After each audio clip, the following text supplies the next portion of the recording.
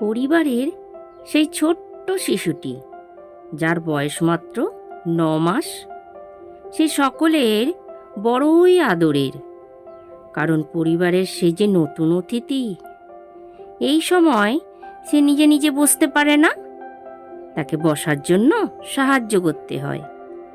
কোনো জিনিস দেখার জন্য একদিকেই মাথা হেলিয়ে রাখে, আর এই সময় মুখ দিয়ে মা মা, বাবা, ও ও, আ এ ইত্যাদি শব্দগুলো করে থাকে।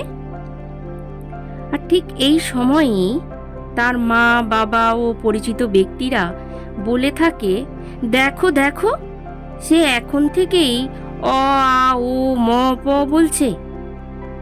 শুরু হয়ে যায় বাবা মায়ের লড়াই।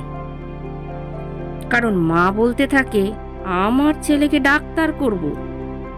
বাবা বলে, না না, ইঞ্জিনিয়ারিং করব।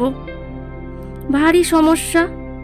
তারা যেন এখনই পারলে তার শিশুটির পিঠে ব্যাগ দিয়ে স্কুলে পাঠাতে চাই, বা বই নিয়ে পড়তে বসাতে চাই। আরে, আপনারা কি নিজেরাই সব সিদ্ধান্ত করে নেবেন? এই তো সবে শিশুটি পৃথিবীর সুন্দরতম দৃশ্য দেখে বাবা মা ও তার পরিচিত মানুষের স্পর্শ অনুভূতি করতে চেষ্টা করছে। আপনারা তাকে সাহায্য করুন এবং মানুষের মতো মানুষ করে তুলুন। তাকে বড় হবার সময়টা দিন। তার মতামত অবশ্যই জানার চেষ্টা করুন। নিজের ইচ্ছাগুলো সন্তানদের ওপরে জোর করে চাপিয়ে দেবেন না তো প্লিজ। এতে আপনারই ক্ষতি হবে, যা ঠিক করার জন্য আর আপনার হাতে সময় থাকবে না।